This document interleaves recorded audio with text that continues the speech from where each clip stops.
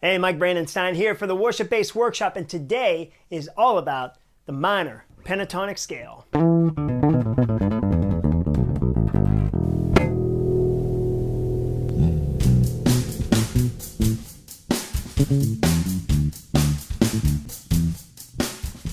Okay, so here's how this is going to go. I'm going to first show you 3 patterns for the minor pentatonic scale. Next, we're going to talk about the relationship between the major and the minor pentatonic. And third, I'm going to show you some exercises to practice this minor pentatonic scale so you could nail it down.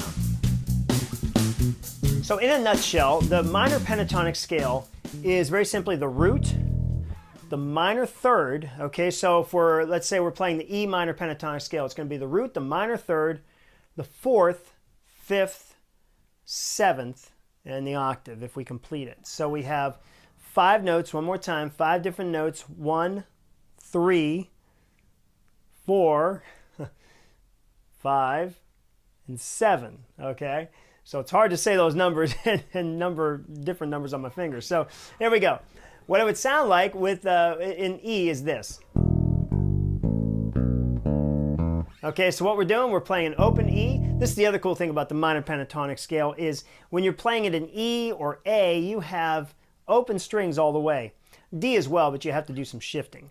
So it's very easy to play in A or E when you're just playing the minor pentatonic scale. You'll hear it a ton in blues and in rock. You'll just hear it a lot because you could do these very simple hammer-ons and pull-offs for guitars.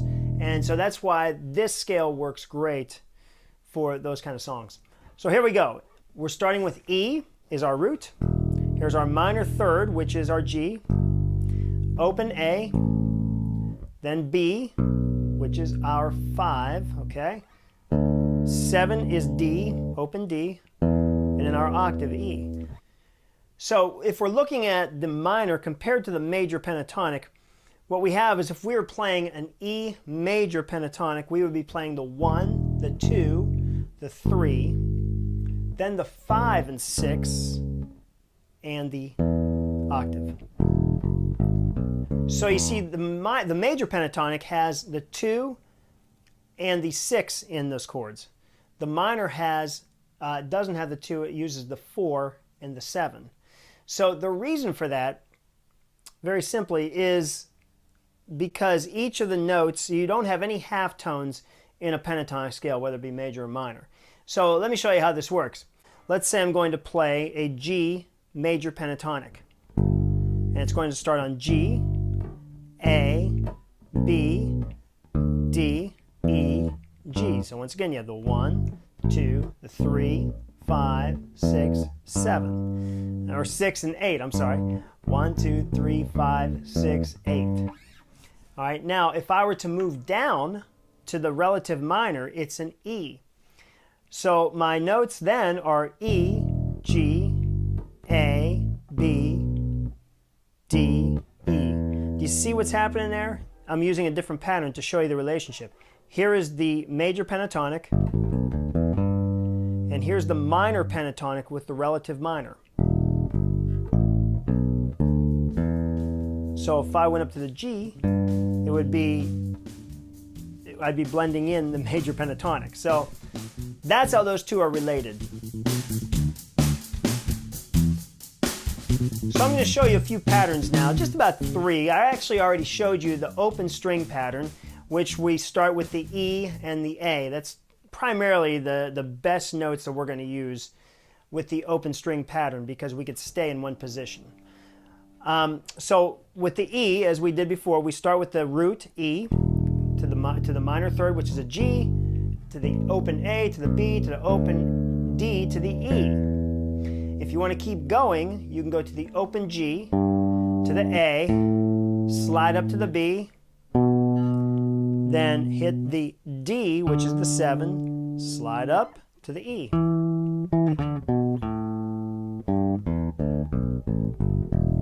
Okay, that's just going 2 octaves. Okay, so that's one pattern that you could do. If we're going to do another pattern, it would look like this. If we have our root starting with our index finger. So I'm going to start the 7th fret. I'm going to do an E again, starting with the 7th fret of the A string. Here we go. There's E. Then I got G on my pinky. A, B, D, E. Back down. Now that's applicable anywhere on the neck. So anywhere you could start with your root on the index finger, you can do that minor pentatonic scale.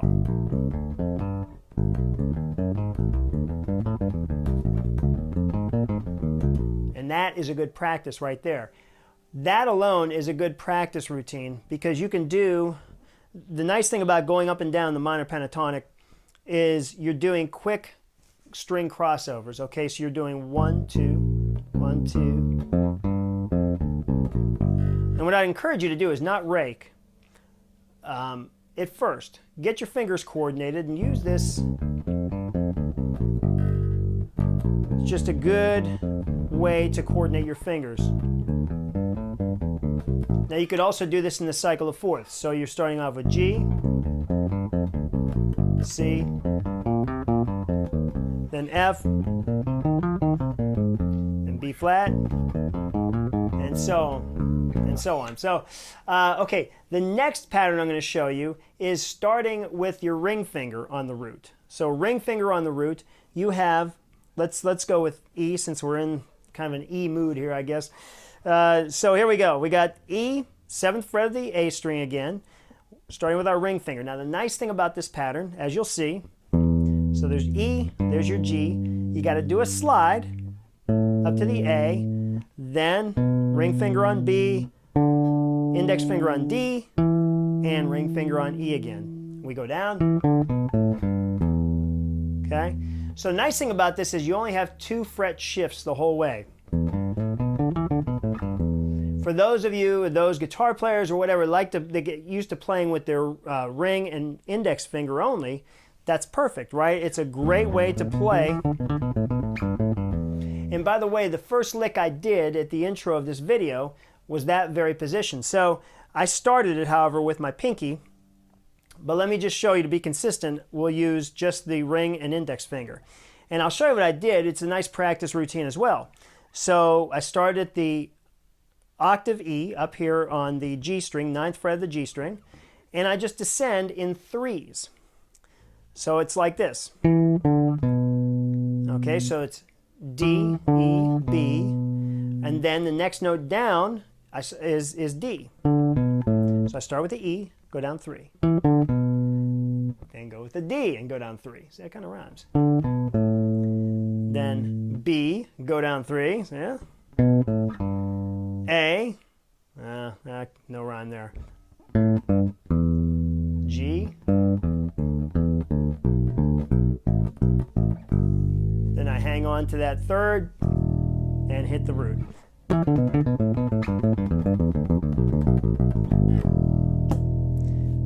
And a little harmonic to top it off. So that's how that lick is. Now that is a great way to use these pentatonics, and you'll hear that as well in other songs.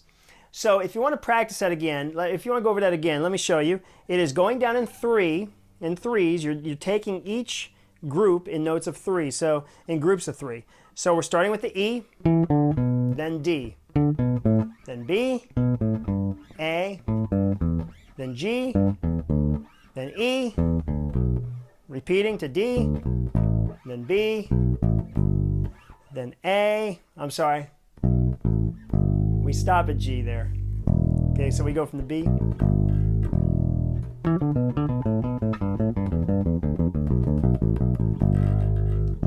Okay, so you could do that going up as well. So if we did,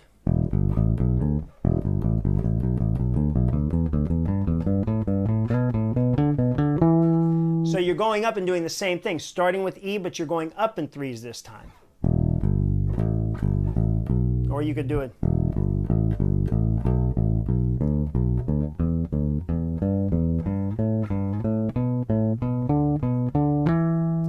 It's a very nice rhythmic pattern to do, and it's something you could do. Try it first without a metronome, and then go ahead and turn on the metronome at a slow tempo, and get going with that. See how that goes, and keep speeding it up as you go, but try to start off without a metronome just so you can get used to the pattern first. Okay, here are your practice routines right now. Okay, so we're going to do each of these 3 patterns just up and down, ascending and descending, and getting it slowly and getting it thoroughly so we can play and articulate these notes really well. Also, I want you to alternate your fingers as you're doing this, just so you can work on coordinating your fingers and coordinating both hands to work together. Okay, so we're going to start with the open string pattern, where we're going to use the E and the A as our roots. That's primarily the ones we're going to use right now. So open E. If you have a 5 string, you can start with the B, okay? But right now, as you can see, I'm working with a 4 string to help all my 4 string subscribers. So here we go. Starting with E, G, and back down.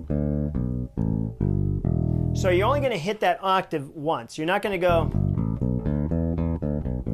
Try to make it one smooth pattern, up and down. But do it slowly, okay? Do it as slowly as you need to get it perfect. And to alternate those fingers, okay? And sometimes I have to check it myself. Okay, A, same thing.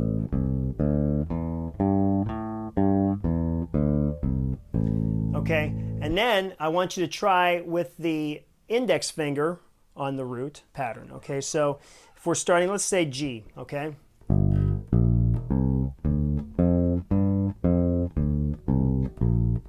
And just go up and down.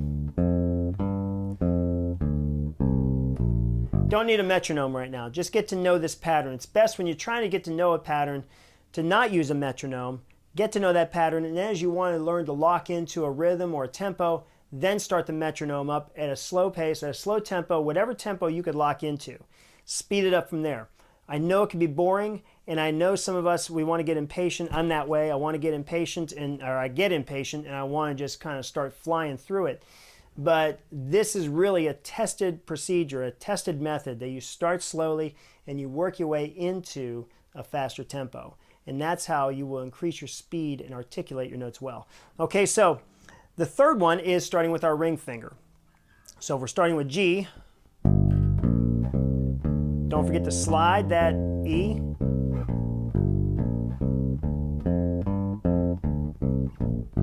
Okay, so you're going to just do those 3. And if you want to do something a little more, if you're ready to do that 3 in a row one I did earlier, it is very simply this.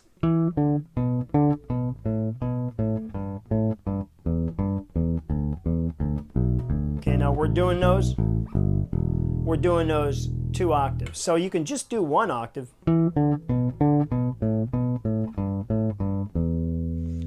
That's a lot easier and less of a less confusing for your fingers if it's the first time doing it. So start off with 1 pattern with 1 octave and go from there.